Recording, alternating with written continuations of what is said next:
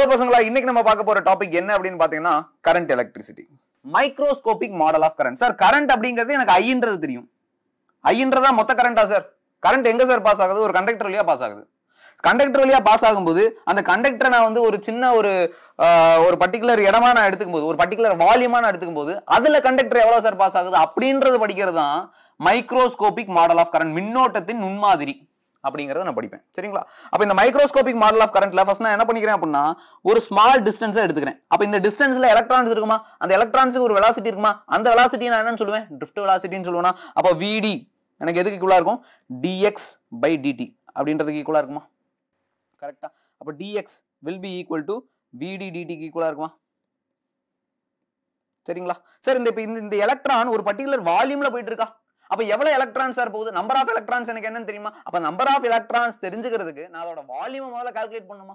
Volume into number of electrons. Clear? அப்ப electrons இந்த particular, அப்ப எலக்ட்ரான்ஸ் அந்த பர்டிகுலர் வால்யூம்ல போகும்போது நான் கால்குலேட் பண்றேன் எலக்ட்ரான்ஸ் இன் தட் வால்யூம் அப்படின்னு நான் போடும்போது இது எனக்கு எதுக்கு ஈக்குவலா இருக்கும் sir? Volume into number of எலக்ட்ரான்ஸ்க்கு ஈக்குவலா இருக்குமா? சார் வால்யூம் அப்படிங்கிறது என்ன சார்? இந்த இடத்துல ஒரு கிராஸ் செக்ஷனல் ஏரியா இருக்கு சார். சார் இந்த இடத்துல டிஸ்டன்ஸ் இருக்கு சார். இது ரெண்டுத்தையும் மல்டிபிள் பண்ணா எனக்கு வால்யூம் கிடைச்சிருமா? ஆப்வியஸா கிடைச்சிருமே. அப்போ a dx into n இது எனக்கு என்ன கொடுக்கும்? Electrons in that particular volume அப்படின்றது வந்து எனக்கு கொடுத்துரும். சரிங்க சார். இப்போ இந்த dx இருக்குங்களா சார்? எனக்கு a dx அப்படின்றது இருக்காங்க sir. a dx into n இருக்கா? இந்த dx ஓட எனக்கு வேல்யூ எனக்கு தெரியுமா? தெரியுமா? ஆமா சார் தெரியும் சார். இங்க கண்டுபிடிச்சு வச்சிருக்கேன் சார். கரெக்ட்டுங்களா? இங்க நான் கண்டுபிடிச்சு வச்சிருக்கேனா? அப்ப நான் கொண்டு போய் சப்ஸ்டிட்யூட் பண்ணிக்கலாங்களா? அப்ப சப்ஸ்டிட்யூட் பண்ணேன் அப்படின்னா எனக்கு என்ன கிடைக்கும்?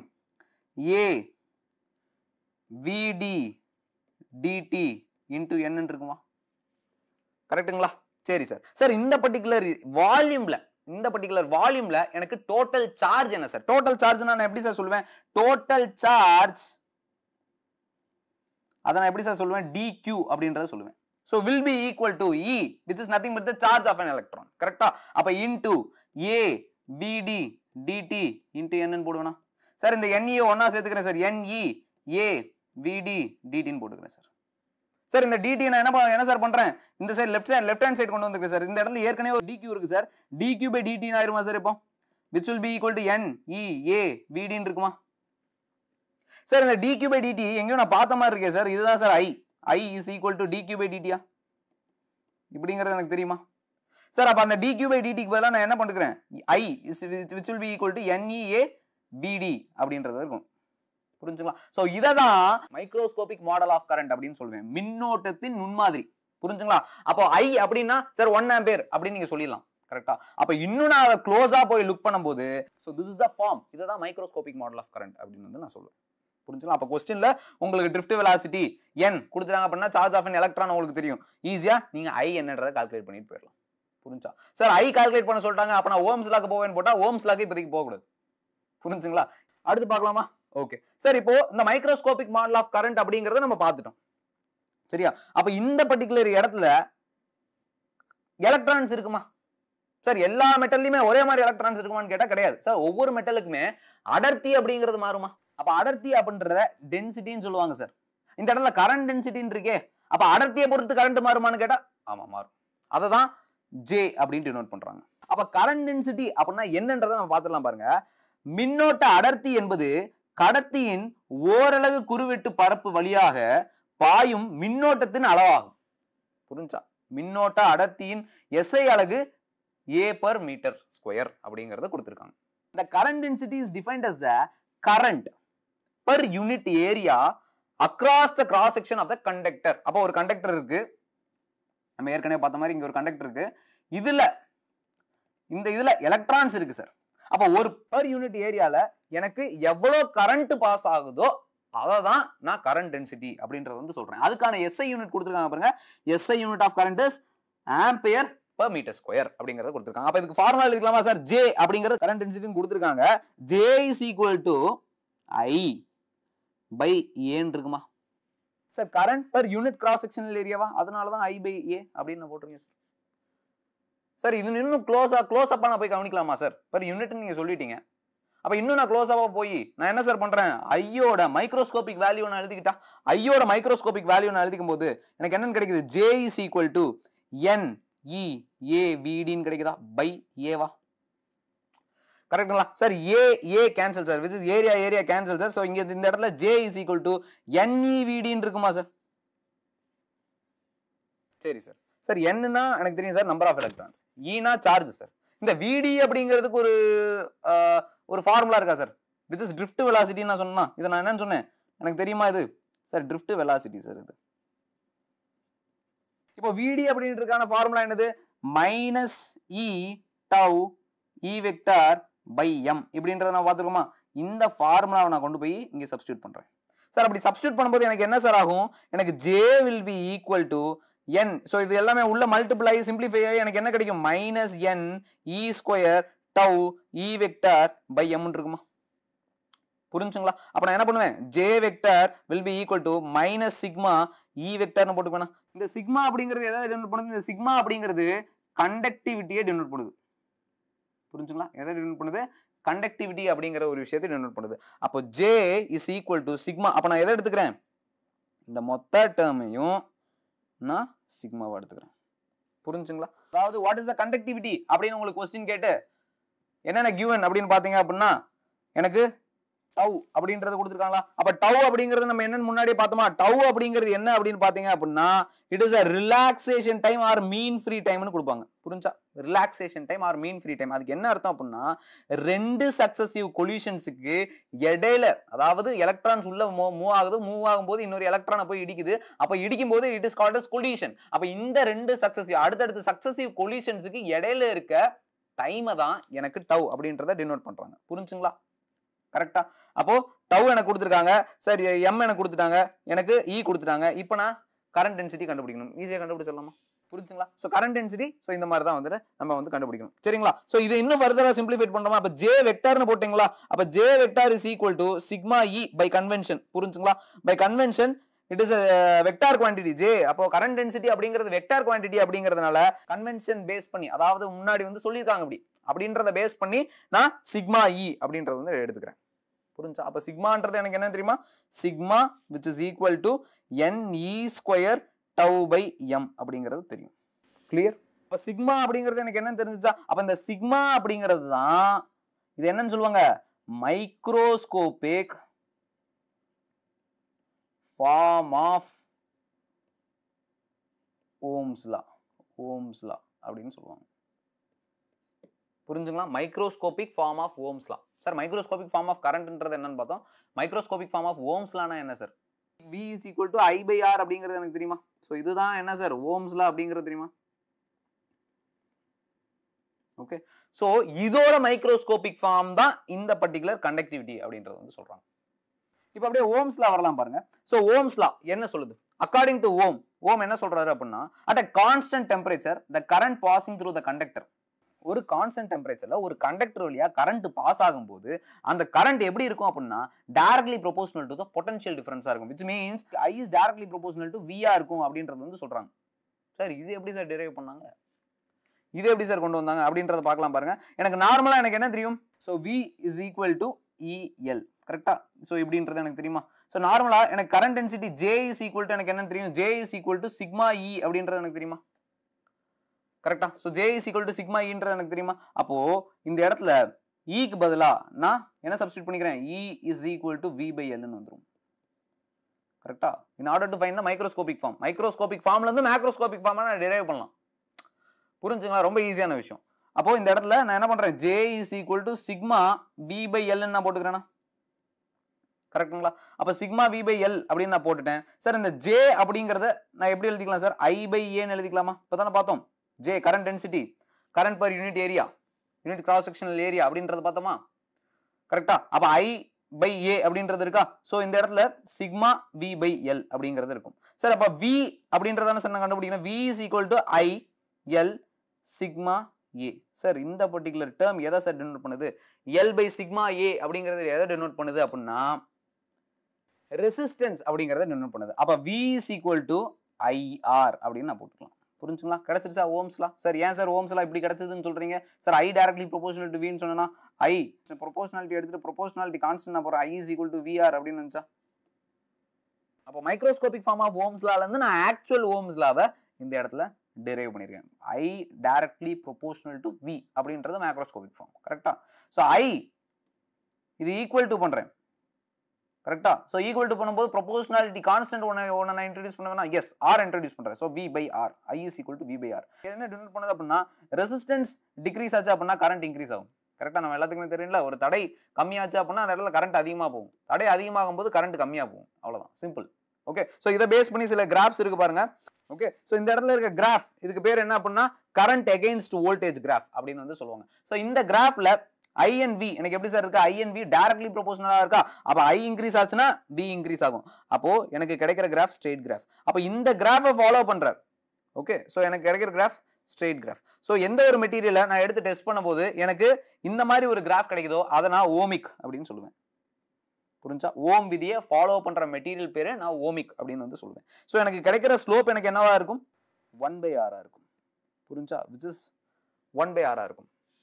புரிஞ்சா? which is conductance எனக்கு கிடைக்கும், or else conductivity எனக்கு கிடைக்கும். புரிஞ்சுங்களா? சோ இந்த இடத்துல ஒரு curve இருக்கு பாருங்க. சோ இந்த curve கரெக்ட்டா ஓம்ஸ் லாவை ஃபாலோ பண்ணல. So it is called as non ohmic.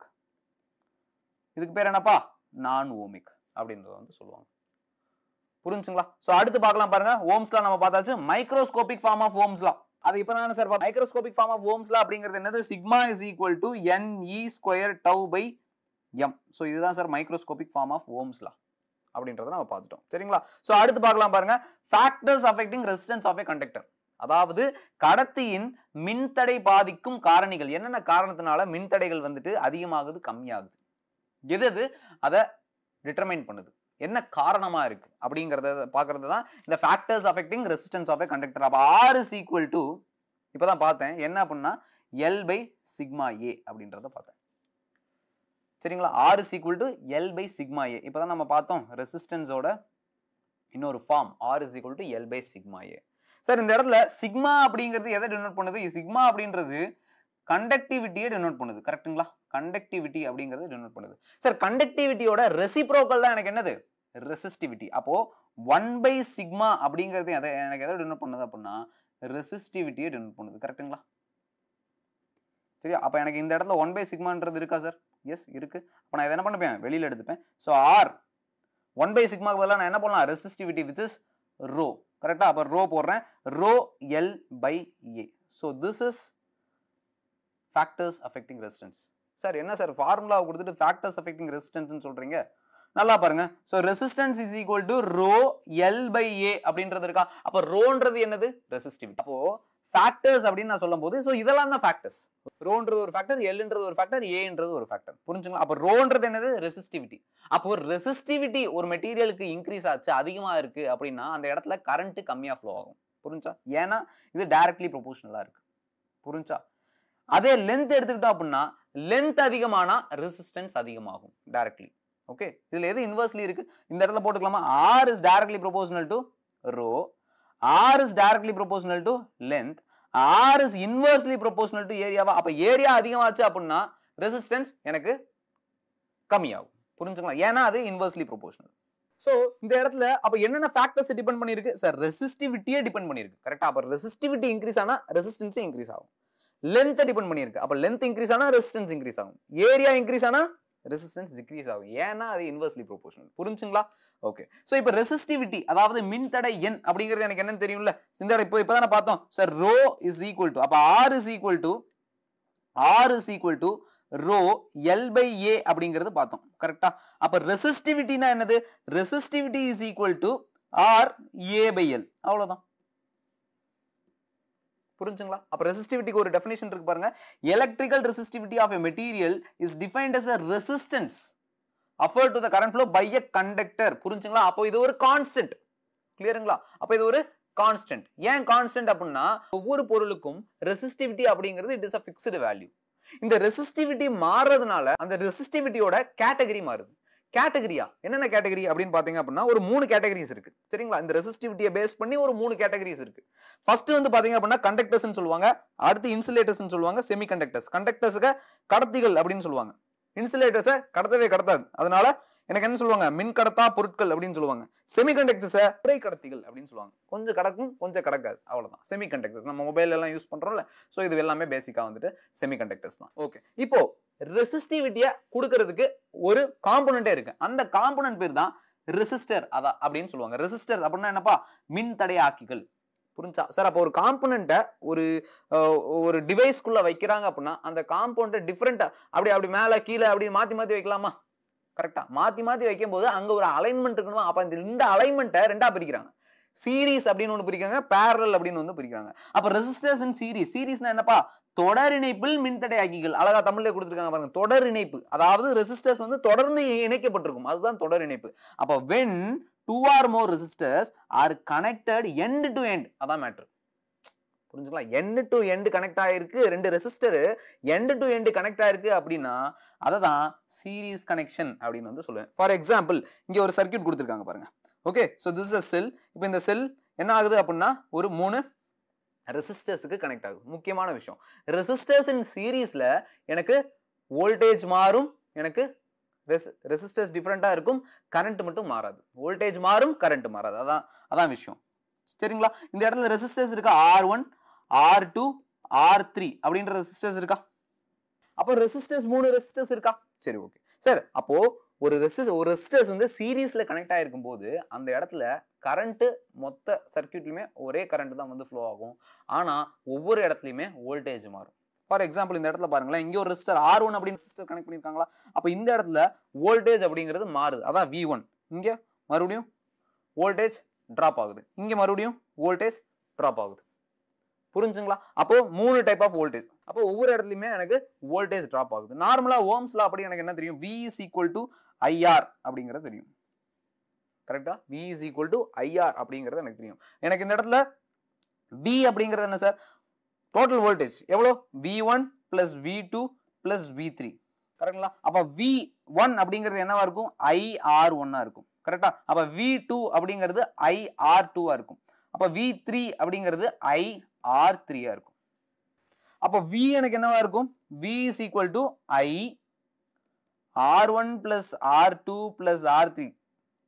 ஏன் அப்படின்னா ஐய காமனா நான் வெளில எடுத்துட்டேன். சார் இந்த R1 plus R2 plus R3 நான் என்ன பண்றேன், இது அடிஷன்ல இருக்கா, ஆட் பண்ணி நான் RS அப்படின்னு வச்சுக்கிறேன். R1 plus R2 plus R3.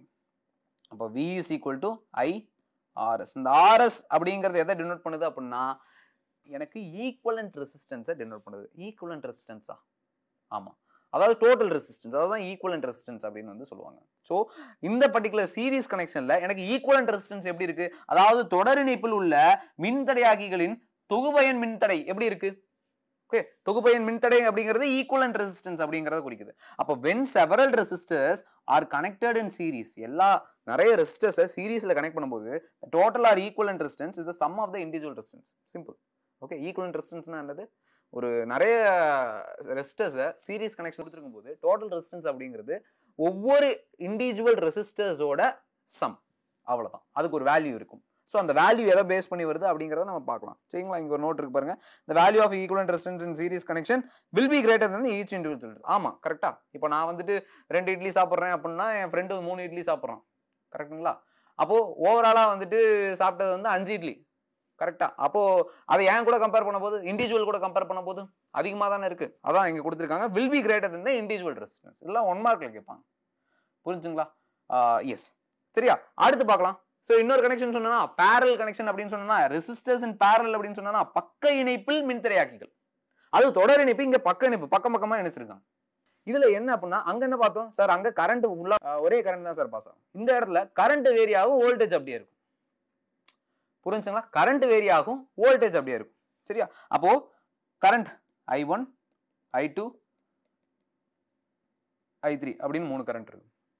R1 R2 R3. I1 அப்படிங்கிறது என்னது, V by R1. புரிஞ்சா? அதே மாதிரி I2 போட்டுக்கலாமா, V by R2, I3 V by R3.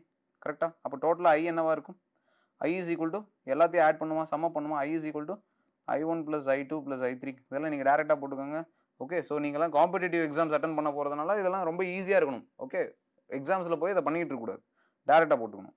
1 by R1 plus 1 by R2 plus 1 by R3. சரிங்களா? ஸோ இந்த 1 by R1 1 plus 1 by R2 plus 1 by R3 அந்த இடத்துல எனக்கு என்ன கிடைச்சது?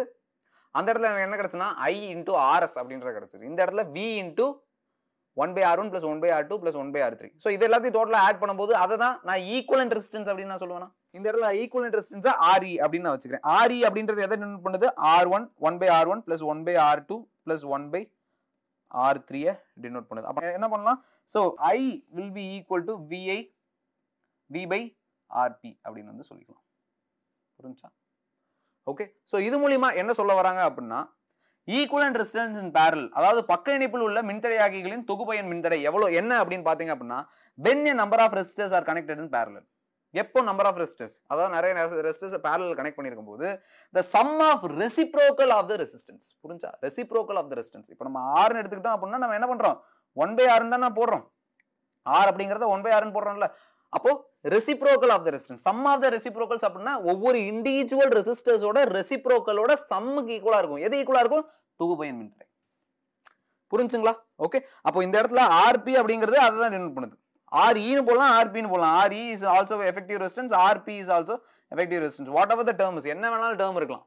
புரிஞ்சா? But it denotes effective resistance. புரிஞ்சுங்களா? அப்ப the value of equivalent resistance in parallel connection will be lesser than the individual resistance. இப்போ என்ன சொல்றாங்க புரியுதா? அந்த இடத்துல வந்துட்டு டோட்டல் சம், அதாவது ஈக்குவலன்ட் ரெசிஸ்டன்ஸ் வந்து இண்டிவிஜுவல் ரெசிஸ்டன்ஸ் விட அதிகமா இருக்கும். அப்ப இந்த இடத்துல வந்து டோட்டல் ரெசிஸ்டன்ஸ் வந்து இண்டிவிஜுவல் ரெசிஸ்டன்ஸை விட கம்மியா இருக்கும். புரிஞ்சுங்களா? Total resistance will be lesser than the individual resistance. அவ்வளவுதான். Thank you.